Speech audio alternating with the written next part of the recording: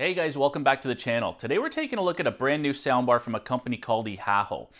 This is a very budget-friendly soundbar, so if you're looking to get into the soundbar game but not blow the budget and get into something too expensive, this might fit the bill for you.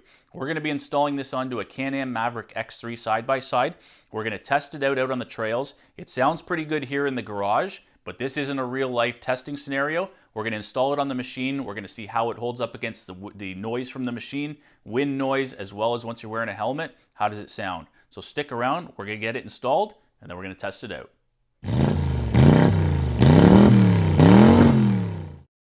So just before we get to the install, I wanted to quickly run through what it comes with and what accessories it includes, as well as give you sort of an overview of the features that it has and give you an up-close look at the bar before we get it installed.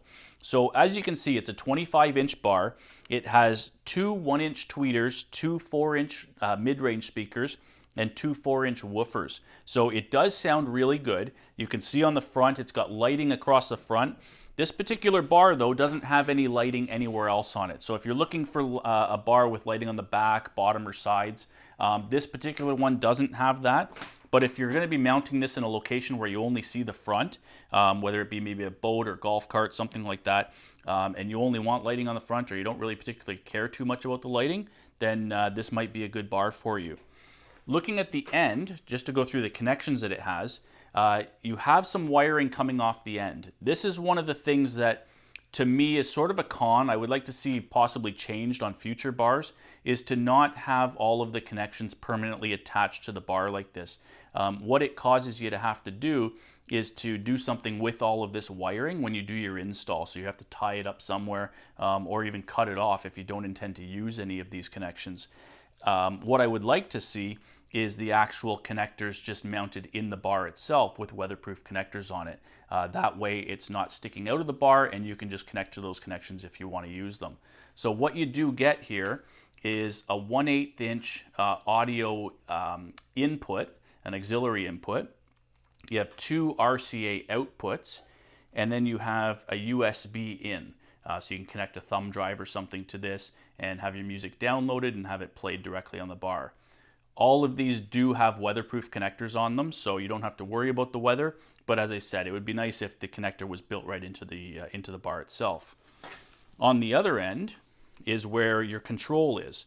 I do like that they put this on what would be the left side of the bar, so that when it's mounted up behind you on a side-by-side, the controls are right beside the driver, so it's easy to access.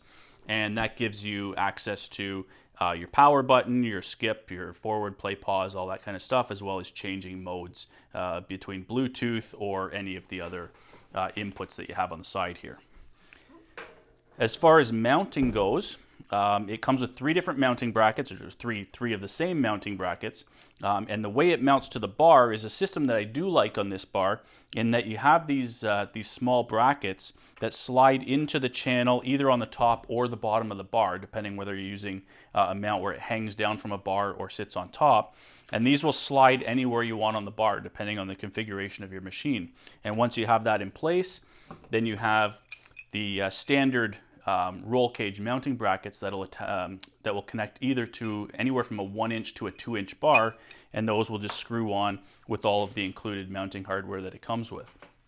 As far as power goes, it comes with just a regular lighter connector, which you can see I have plugged into the Blue Eddy here. So a standard lighter connection to just plug right into the lighter of your whatever machine it is you're connecting to.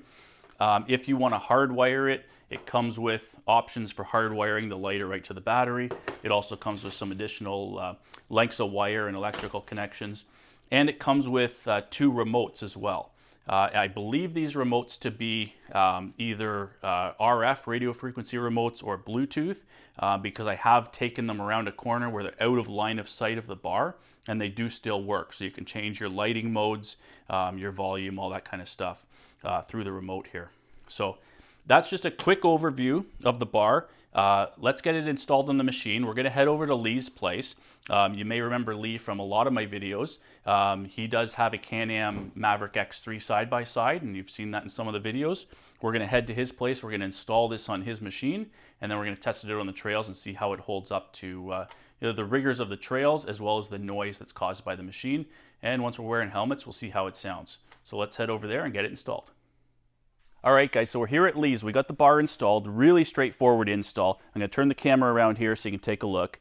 Hopefully the lighting's okay, but we got it installed up on his X3 here. We ended up only using 2 of the mounting brackets just because of the spacing. So you can see up there on the X3, the way the roof cross members come in. We may have been able to put the mounting brackets right on the outside here, but I think in that spot, it worked well. They're super solid in that particular location.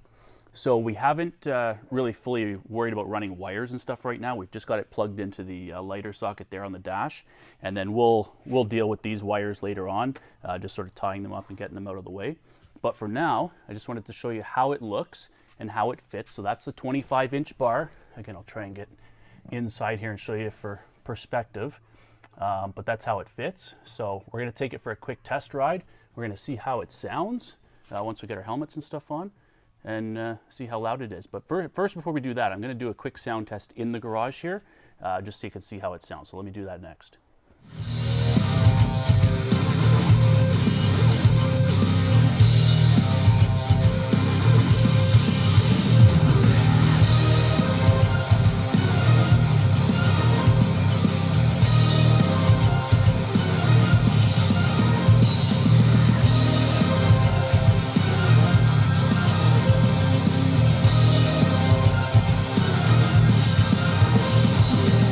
So that sound test that I just did, guys, I had my DJI mic just hooked onto this strap here. So it was about 18 inches or so, 20 inches away from the front of the sound bar. And that's how it sounded. It does sound pretty good. We're going to see once we get going if the volume level is enough once you have the machine noise and once we have helmets on. So that's what we're going to do next. We're going to trail test it and see how it sounds.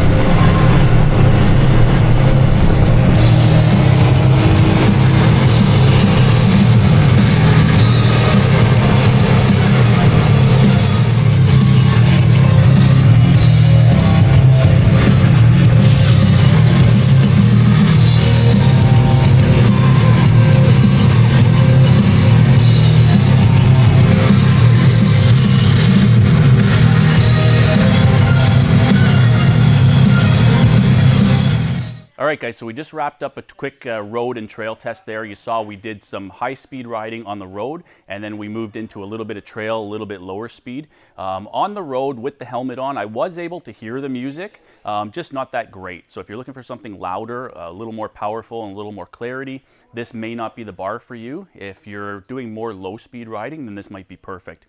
I'm going to leave a link to it in the description. Check them out.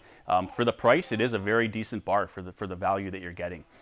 So I will link to it in the description. I hope you enjoyed the video. If you did, please like, subscribe if you're not already, and we'll catch you on the next one. Take care, guys.